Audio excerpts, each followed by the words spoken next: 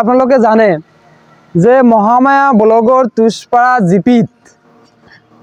বহুকেইটা ঘৰত দুৰ্নীতি হোৱা পৰিলক্ষিত হৈছে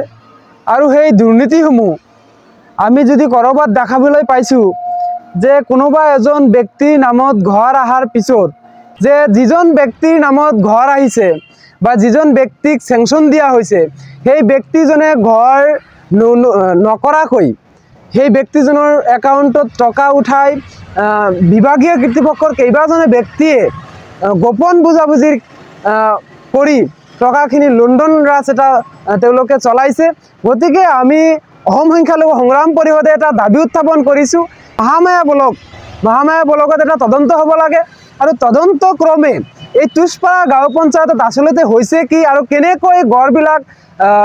দুৰ্নীতি কৰা হ'ল ঘৰত। গতিকে এই ঘৰবিলাকত দুৰ্নীতি কেনেকৈ হ'ল ইয়াৰ এটা উচ্চপদস্থ তদন্ত হ'ব লাগে আৰু তদন্তত এটা কথা বিশেষভাৱে তদন্ত কৰিব লাগে যে যেতিয়া এই ঘৰসমূহ নিৰ্মাণ নকৰাকৈ যেতিয়া ধন উঠাই লোৱা হ'ল সেই সময়ত আমাৰ যিসকল বিষয়া আছিল তেওঁলোকে কেনেকৈ ফটো আপলোড কৰিলে আৰু কোনটো ঘৰৰ ফটো আপলোড কৰি তাতে দেখুৱাইছিল যে ঘৰটো নিৰ্মাণ কৰা হৈছে। গতিকে ইয়াৰ ওপৰত এটা উচ্চপদস্থ এটা তদন্ত কৰিবলৈ আমি অসম সংখ্যালঘু সংগ্ৰাম পৰিষদে দাবী উত্থাপন কৰিছোঁ।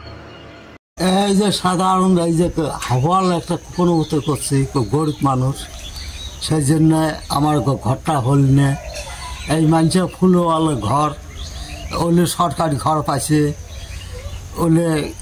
তাও আমরা ঘর পাইছে মুই দিনে হাজিরা করি মুই খাং মোর ঘরটা হল না। মোর নাম সুফর আলী বাড়ি তো তুষপাড়া প্রতিশ্রুতি দেয় নাই পয়সাও নিচ্ছে ২০০০ টাকা নিচ্ছে ঘর দেয় নাই।